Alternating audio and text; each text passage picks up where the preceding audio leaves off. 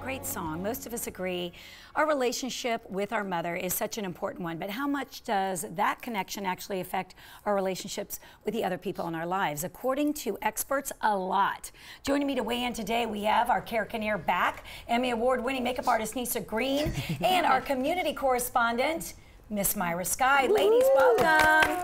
So basically, experts say intimate relationship patterns are strongly affected by the types of patterns experienced in childhood. That seems like a no-brainer. Seems like it makes sense. In fact, many women may feel like they have never or will never have a stronger connection to anyone other than their mothers. I would like to know, ladies, if you agree. Cara, I'll start with you. Yes, of course. I mean, I'm scared to say anything because my mom might be watching.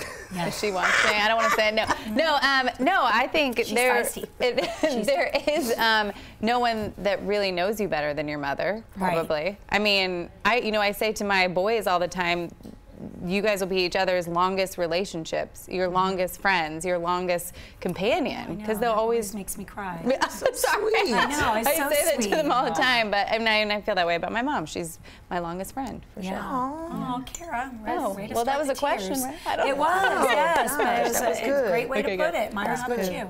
I feel like I have a very balanced relationship with my mom and my dad, and it's different. They're two different relationships. But I adore my mother.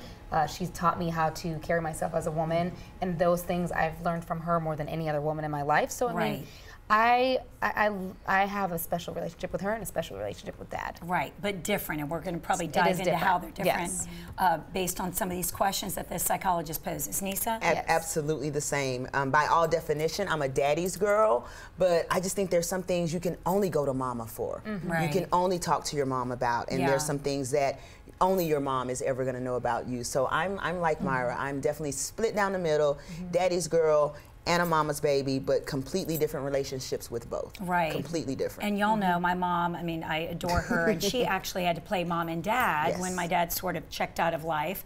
So I 100%, I know she will always be there. She knows the good and the bad and loves me in spite of it all. I will say, interesting though, about being my very best friend, I will say for years, I would say she wasn't, because she was hard on me and she had to be both parents. So I would honestly feel like that the evolution of her and I becoming best friends came later in our lives. I always loved her and respected her. She was not going to be my best friend. She couldn't. She didn't have the time to be. She was trying to be a mom and a dad. This is the way the experts actually break this down. So let's see if we agree. Number one, romantic relationships. They say our first experience of love is with our parents. So if we grow up with a particularly affectionate mom who left notes tucked in the lunchbox, tucked in bed, you're more likely to be that loving person towards a romantic partner as an adult. So do you see that? Cara, you're going, Yeah, I mean, my mom called me Toots, but that was like as far as the affection went in public. Like, she'd be like, hey, Toots. Hey, Toots. So I don't, I just noticed my husband's mother was super affectionate, like over the top birthday parties, like everything was, and Lee was like, I'd get home and there'd be like a pony in the yard and I'd be like, can we afford this? And like, my mom was sort of the opposite. Like, it was, like small, and we weren't showy at all. Like, it was like, and she was actually not like, and I think this is why I can read a room pretty well, because my mom was so like sort of abrupt. Like, it wasn't, it was just her wasn't intentional. No. And it just, she always said I have no small talk in me. So then I can remember being little and being like, looking at my teachers, like they were like, who's this lady? And I'd be like, so how's everybody doing? Like, trying to like kind of smooth it out, And I don't know, that seems very strange, like when you just asked about affection, but that's my answer. No, and it's true. And that's a great answer. But now would Lee say that you're super affectionate, like in those little ways, or no, that maybe you're more like your mom? But I was thinking, like, I mean, I do leave a note for my son and his lunch, but I don't remember. I'm sure I did. Like, you also see things through kid-colored glasses. So now I'm like, was it just me being like sensitive, like as a mother-daughter relationship, and I'm like, she was so hard on me, or am I, like, I don't know. It's hard to, like, as an adult, perceive really how you were raised as a child because you're a kid. Right. You're a kid. Exactly. Well, my mom was she was very touchy-feely in a loving way. Like, she always kissed me. She always, she was very affectionate, I would say. And always, I love you, before I go to sleep, when I wake up, on my way to school. But she kind of showed me that she wasn't touchy-feely with other people. So it kind of made me guarded not to touch other people that much. Like, if I'm hugging or touching others, especially men, she'd be like, oh, no, Miriam, don't do that, okay? And I'm like, okay, Mom. Like, yeah. So she would touch me, but she'd let me know, like, I can touch you, I can hug you, I can hold you and kiss you. Well, that's a good lesson to learn. Yes. But she taught me to be guarded with others with affection. And are you okay with that? I mean, has it served you well to maybe not be so open and trusting in certain regards? And I'd say, like, in high school days, when that time frame came where all of the guys and girls would hug each other in prom dance and all the homecoming stuff, and I'd say I was very guarded. It took me a minute to feel comfortable because I could see my mom from the corner of her eye. If she was in the room, she was like, yes. What are you doing? Right. Like, are you touching it? But I've learned, and as I've gotten older, I've been like, Mom, I'm a grown woman now. Don't worry. Yeah. I know who to be affectionate with and who not to be. Who to trust. Don't worry. Yes. And Anissa, what do you think? I am my mother. I am definitely my mother when it comes to relationships. I'm literally what that study says. What I saw is what I learned. You mimic. Absolutely, absolutely, right. Okay, but you're being very evasive, though, in a good way or in a bad way. So for one, I know both my parents are watching, and I'm not saying that the reason I know this is because my dad has complained to me about my mom, so I'm like, oh, and I do that too. I'm not saying that has happened at all. Not at all. So, but you can you're like, ooh, I can relate. But I do know for sure, I do have great examples that I'm definitely just like my mom when it comes to relationships. Wow. I told you my mom said my kids are so ticklish, and this is just like sums my mother up perfectly. And so I said to my mom one day, I was like, Mom, was I really ticklish when I was little? And she goes, I don't know, we didn't tickle. I was like, and you're like, there we go. Okay. So I think you end up being exactly that or the opposite. Or the opposite. Right. I'm going to jump ahead. This is so good. I wish we had more time. Okay, as your mother was your first woman you came in contact with, set the example of how women should act and treat others. If your mother was particularly controlling, you may see that as a norm.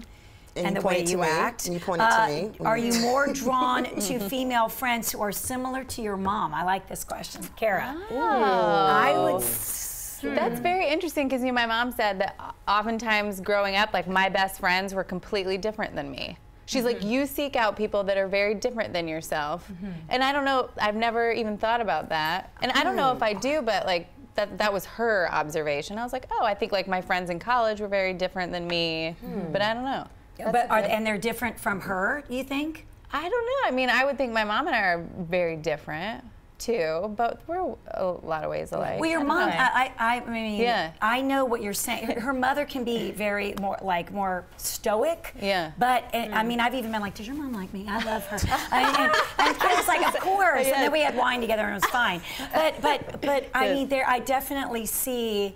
I can see where you, maybe just knowing some of your friends that I do now from growing up, that maybe you did want somebody who you weren't having to like help guide the party in the room, like maybe you did with your mom. Yes. It was a little more serious. Yeah, that's true. Yeah, right? That's true. And see, opposite for me because, again, I already know that I am like my mom, so I already know my friends are kind of the opposite of that. They're not like my mom because then they'd be just like me, and all my friends aren't like me. I kind of know that. Yeah, you kind of like to seek out people that are maybe not even intentionally. Right. A little bit different, bring something different to the table. I didn't even know it till this study came up, but you're right. Right. So what's so funny on my end is all my friends think I am my mom. They're like, you are your mother. Exactly. Oh my God. So my mom is the very spiritual based, she's the foundation of our home with faith and prayer and like calmness and things like that. So my friends are not quite like her, but they're like, oh my gosh, that's your mom right there. Whatever I'm doing, they're like, that was your mom. You looked like your mom. You sounded like your mom. That's your mom. It sounds like all our moms are great. Yeah. They are.